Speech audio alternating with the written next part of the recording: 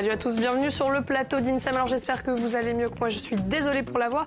Et on vous a réservé un très beau programme aujourd'hui au sommaire. Allez simple pour Détroit, c'est la ville d'origine de la techno, en compagnie de Jacqueline Co, réalisatrice, et Annick Peigné-Djouli, elle est présidente du Corsica Doc. Elles sont toutes les deux avec nous pour nous parler du programme de la deuxième édition du Rendez-vous des Docs. Ce sera vendredi 23 à Ajaccio. Salut Faustine, ça va? Salut Célia. Vous avez décidé aujourd'hui de nous faire découvrir le phénomène urbex. Exactement, l'urbex, c'est l'exploration urbaine et on va partir à la découverte de ces nouveaux Indiana Jones. Je vous le disais, c'est l'aventure aujourd'hui du plateau. C'est également mercredi. Le mercredi, c'est les coups de cœur signés de Cathy. Bonjour Cathy, 2 films et un événement au programme. Et un événement. Un peu de cinéma noir, on comprend, ouais, ça marche. À 13h, on fera un focus sur les petits héros. C'est l'asso qui apprend les gestes qui sauvent aux enfants qui ont de 3 à 10 ans. On va en parler avec Hichem Gendez, il est président de la Fédération nationale. Il sera en direct de Rennes. Et également Cédric Bénard, il est cofondateur de l'antenne qui est en train de s'organiser en Corse du Sud. Si vous avez envie de poser des questions à l'un de nos invités, vous nous appelez au numéro de téléphone qui s'affiche ou vous nous écrivez sur Facebook. Il y a déjà quelques réactions? Tout à fait, oui. Alors tout de suite, on démarre notre première partie d'INSEM.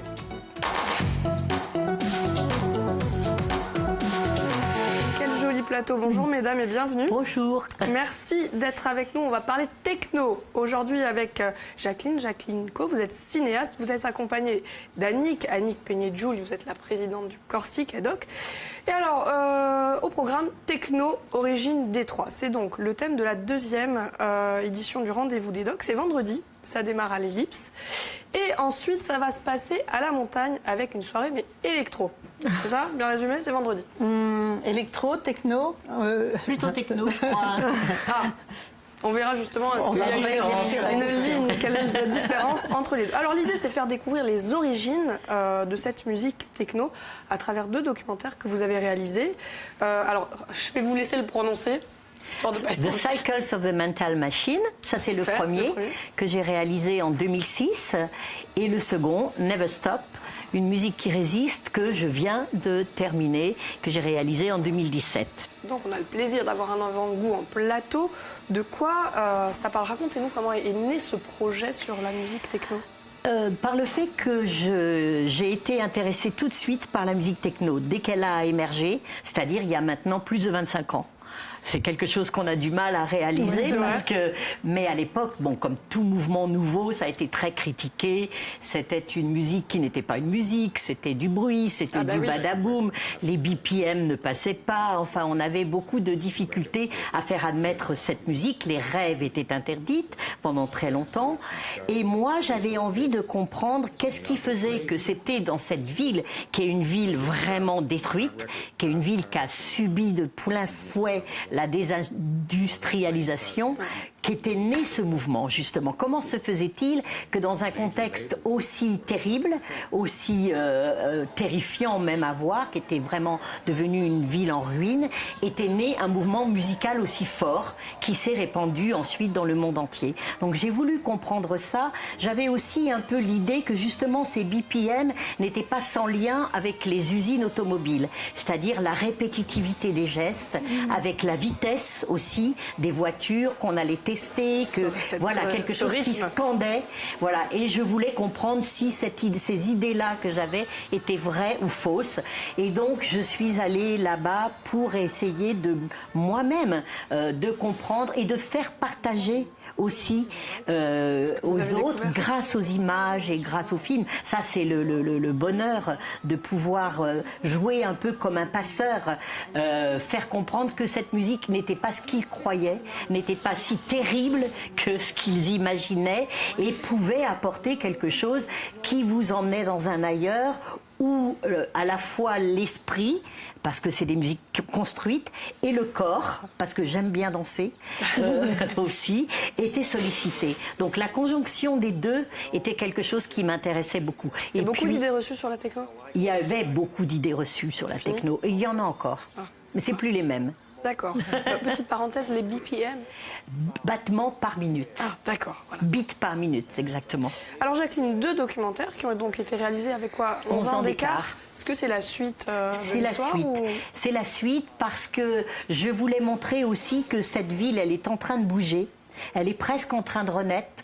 Et je me disais que cette notion de cycle que j'avais utilisée pour le premier film, qui pour moi était en lien avec les musiques, parce que Détroit est une ville musique, vraiment. C'est une ville où le blues est devenu urbain. Les Noirs sont montés du sud, du Mississippi, lorsque les machines sont arrivées dans les champs de coton.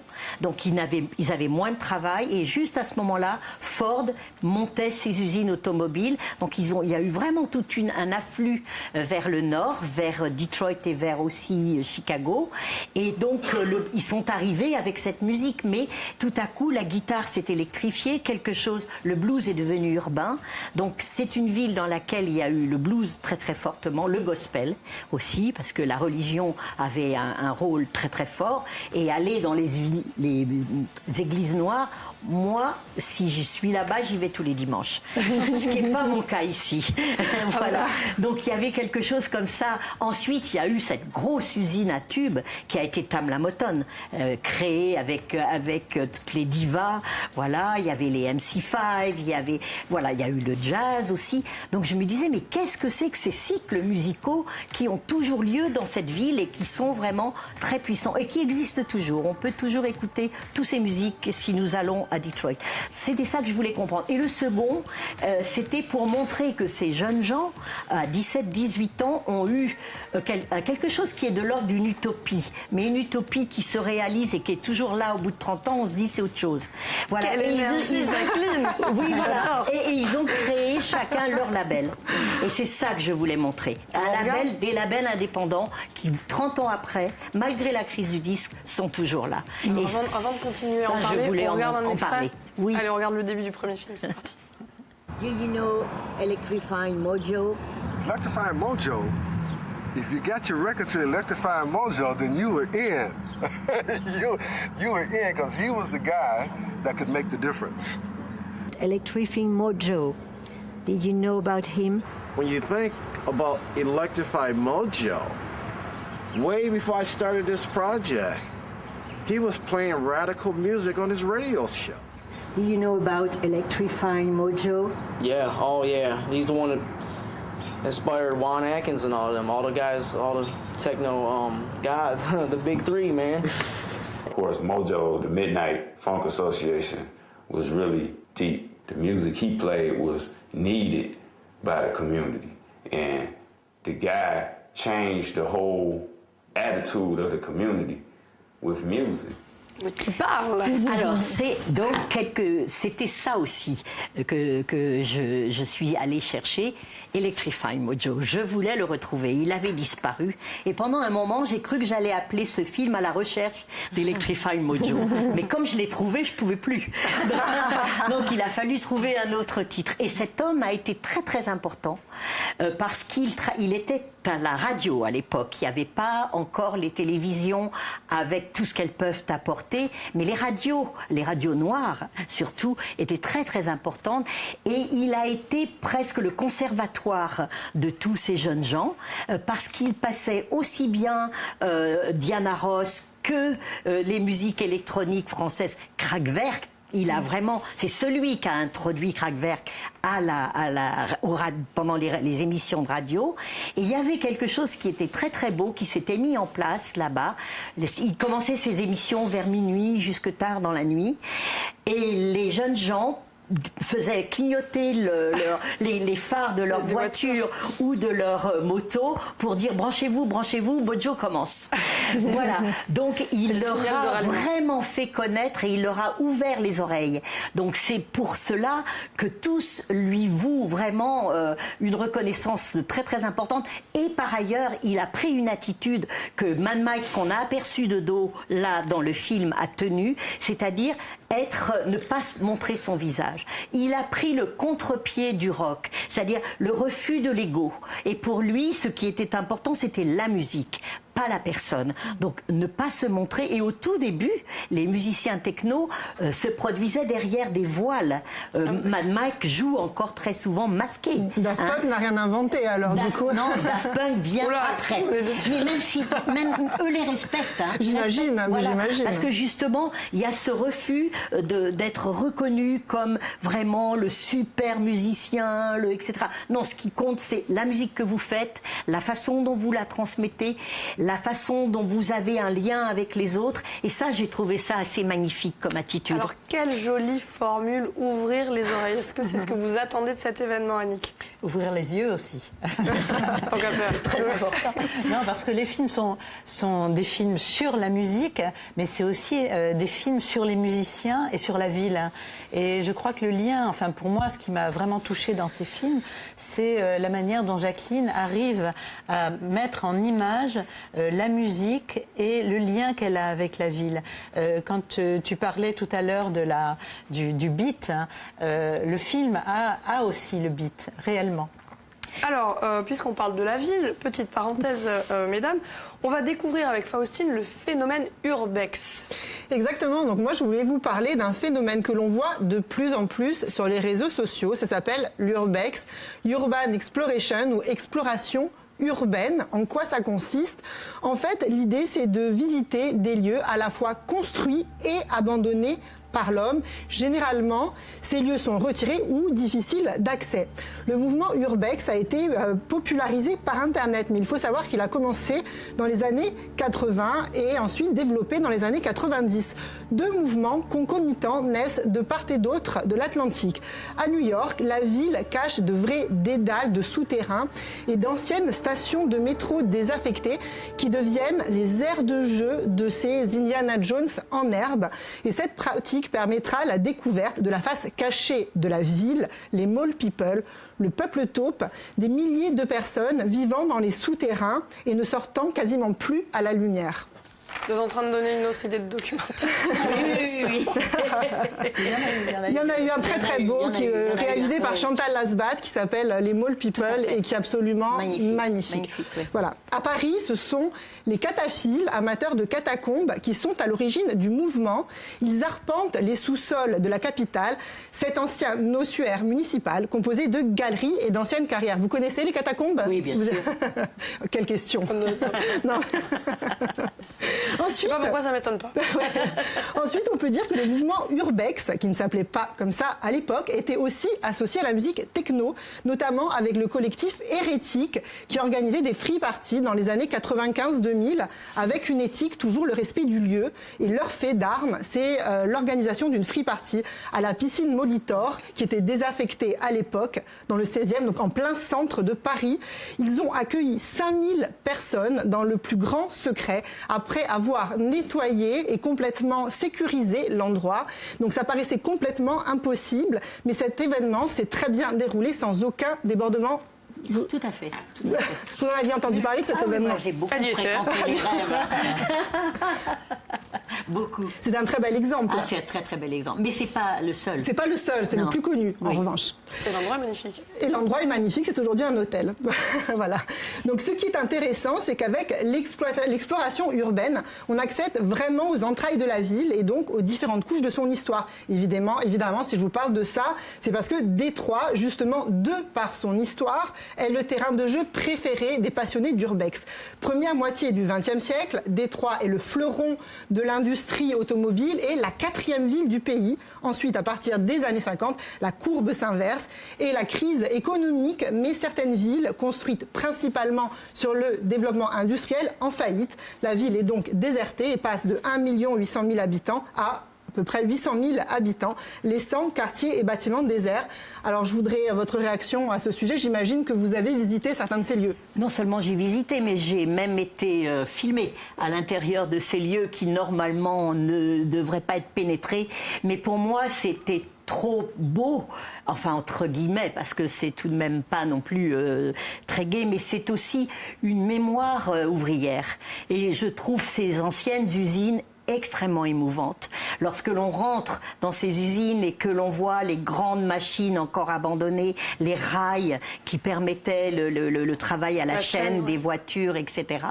tout ça marqué par le temps. Moi, j'étais tout le temps en train de me dire, oh, mais vraiment, je vais venir m'installer là. Et puis j'aurais comme ça un grand studio pour travailler. Et mes amis de Detroit me disaient, attention Jacqueline, ici il fait moins 30 l'hiver. Hein. Donc voilà. Mais c'était aussi des lieux où se passaient les premiers rêves à Detroit.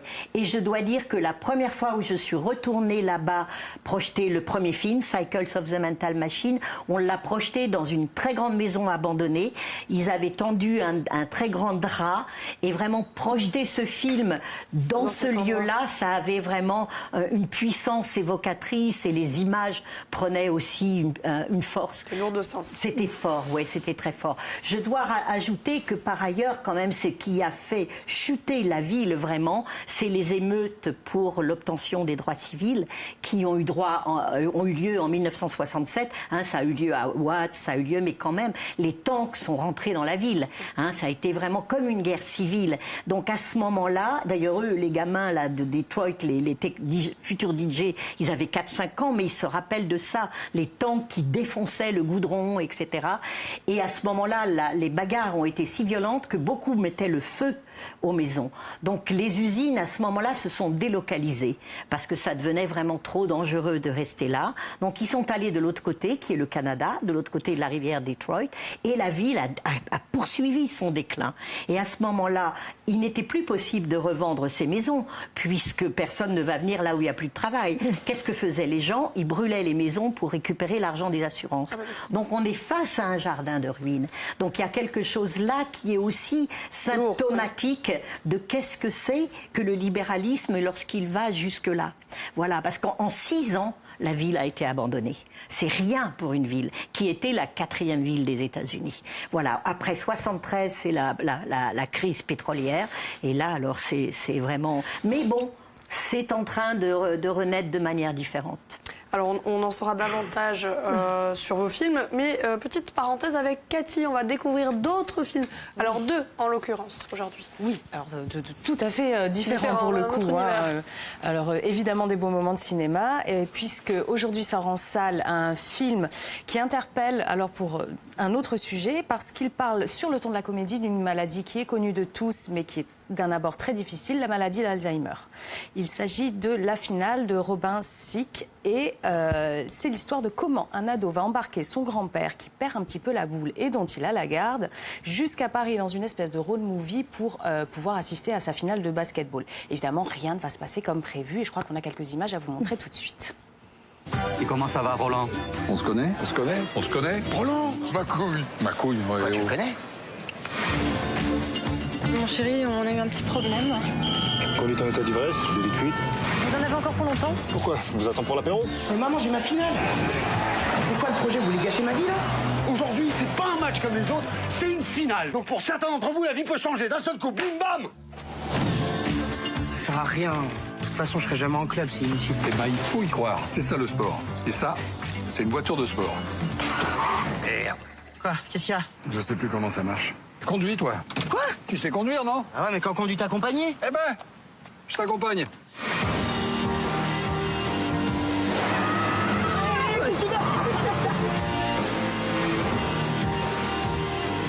Oh la vache! Ça veut dire, hein? Tu te rends compte des risques que t'as fait prendre à ton grand-père, hein? Mais de quoi tu me parles? T'en as rien à foutre de lui! Tu l'as toujours détesté! Une famille, c'est comme une équipe. Si on veut que tout le monde gagne, il faut pas jouer perso. Il a compris ça, le petit. C'est mignon, hein? Ouais. Donc oui, voilà, le ton est très léger, mais on n'oublie pas quand même les sentiments et une certaine dose d'émotion. Le film a quand même reçu déjà 2 prix au Festival de comédie de l'Alpe d'Huez, notamment pour son interprète principal, donc Thierry Lhermitte, qui fait un super petit duo là avec ce jeune homme qu'on ne connaissait pas encore, Ryan Bensetti. Et l'idée du réalisateur, c'était vraiment de parler d'aborder un sujet un peu osé, mais à travers le filtre de la comédie. Et normalement, toute la famille devrait s'y retrouver devant le grand écran. Voilà. Marche bien. Alors un autre coup de cœur. Oui, un autre coup de cœur. Alors une autre semaine, une autre sortie et geek du monde entier, je vous appelle. Vous êtes déjà sur le pied de guerre, vous le savez. Mercredi prochain, Steven Spielberg, qui décidément est plus actif que jamais, nous présentera son nouveau film où il semble revenir à tous ses amours et tout ce qui nous a fait rêver dans son cinéma, avec l'histoire adaptée d'un roman, il s'agit en fait dans un futur proche de le monde est en proie au chaos. Ça serait un petit peu détroit, en effet, et toute la population, par contre, s'est réfugiée non pas dans la musique, mais dans un monde virtuel qui s'appelle l'Oasis. Le problème, c'est qu'à la disparition du créateur de ce monde virtuel, en fait, il annonce qu'il a caché un trésor. Celui qui trouvera le trésor deviendra multimilliardaire et surtout pourra gérer l'intégralité du monde virtuel. Donc, la course est lancée et toute la population planétaire va se lancer dans cette compétition. On a des extraits qui seront encore plus parlants, je crois. J'habite ici à Columbus, dans l'Ohio. En 2045, c'est toujours la ville qui se développe le plus vite sur Terre. Mais ça saute pas aux yeux quand on vit dans les piles. Ils appellent notre génération les millions de portées disparues. Disparues, pas parce qu'on est parti quelque part. Il n'y a nulle part où aller. Nulle part. Sauf l'Oasis. C'est le seul endroit où j'ai l'impression d'être quelqu'un. Un monde où les limites de la réalité sont celles de notre imagination.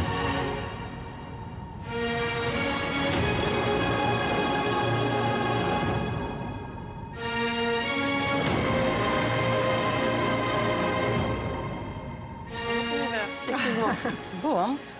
Oui, c'est très très beau. Et donc le film est adapté d'un livre d'Ernest Cline qui est devenu culte en fait aux USA, un petit peu moins connu en France, mais il a quand même été traduit dans une vingtaine de langues, donc bon, ça reste quand même un roman très très important et qui est un véritable hommage aux années 80-90, à la SF, avec des références innombrables aux jeux vidéo et à toute cette période, la pop culture, à la musique, aux super-héros, tout y est. C'est vraiment bourré de clins d'œil. Dans le livre, en fait, il y a beaucoup de citations et de références à Steven Spielberg, qui, par humilité, on va dire, a gommé un peu toutes les références à son propre travail. Mais l'auteur du livre est scénariste sur le film et franchement, je pense à réaliser un rêve de gosse en devenant scénariste du film de Steven Spielberg, adaptant son propre livre. Enfin, un truc incroyable. Normalement, là, pour le coup, c'est vraiment de 7 à 77 ans et tout le monde devrait s'y retrouver parce que les références, c'est vraiment 80, 90 jusqu'à 2000, 2011. Donc même si vous êtes né dans les années 2000, vous allez encore vous y retrouver parce qu'on parle du futur. Et si vous êtes né avant, vous allez vous y retrouver parce que vous avez vu de vous développer tout ça. Vous le vendez le 28 mars. Je suis très envie. Déjà conquise. Bientôt aussi, va s'y retrouver. Sûrement. Et pour terminer, un événement.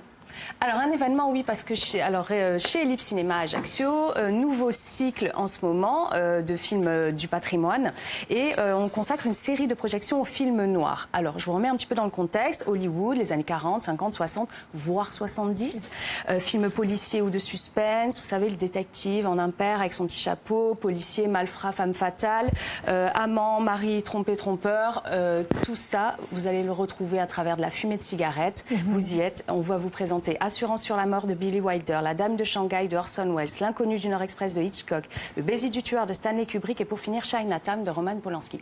Que des grands films et des grands réalisateurs. Ça dure au moins tout le mois, donc profitez-en. Merci beaucoup Cathy pour vos coups de cœur. Et puis évidemment, on rappelle un événement. Le vendredi 23, ça se passe à l'Ellipse. Évidemment. Évidemment. Nous sommes ravis de les accueillir pour ce deuxième rendez-vous des docs. Et il y en aura d'autres encore. On est en train de travailler avec Annick. On aura plein de belles choses à proposer encore dans les mois à venir. Et ça continuera à la montagne, donc la salle de spectacle à Ajaccio. Oui. Vous écoutez de la techno, mesdames? Moi, tous les matins. C'est comme ça que je commence ma journée parce que c'est l'énergie qu'il me faut. Donc, ça marche. Non, les filles. Oui. Ah ouais. Oui, moi j'aime bien depuis longtemps. Au petit-déj aussi? Non. Pas forcément au petit-déj, mais c'est une musique qui m'a quand même accompagnée à travers les âges, je dirais. Voilà, c'est vous qui le dites. Alors, est-ce que l'électro est la digne héritière de la techno, oui ou non? On dirait plutôt l'inverse. Je dirais plutôt que la techno est héritière de ce qu'ont fait les musiciens qui ont travaillé avec l'électronique auparavant. Par exemple, tous connaissent bien Pierre-Henry. Pour eux, Pierre-Henry est vraiment quelqu'un qui à la fois a mêlé le son électronique avec cette notion de danse. Symphonie pour le temps présent, c'est vraiment quelque chose qui vous fait bouger. Ce qu'il y a de particulier évidemment avec la musique techno, c'est qu'en effet, elle utilise bien les machines, donc quelque chose, mais en même temps, elle a ce côté qui nous mène à la transe quand même. Et je trouve que ça, on y a droit. On va danser ou pas? On y a droit. Dans la projection. Alors, les spectateurs vont rester assis, je crois. On va voir. Mais en tout cas, on leur a réservé un temps, donc après, pour aller danser à la montagne. Donc là, ils pourront vraiment se défouler. Vu toute l'énergie qu'ils auront pris. Forcément. Alors, est-ce que vos films, Jacqueline, est-ce qu'il y a une approche traditionnelle, mais en même temps, il y a quelque chose d'expérimental? Oui, c'est vrai que moi, je travaille pas forcément d'une façon très normée, parce que ce que j'aime bien, surtout, j'ai un rapport au temps particulier, parce que toutes ces musiques, c'est des musiques qui durent très longtemps. Si on va écouter Jeff Mills, ça va durer 5 heures ou 6 heures. Donc, et j'aime ces plongeons comme ça.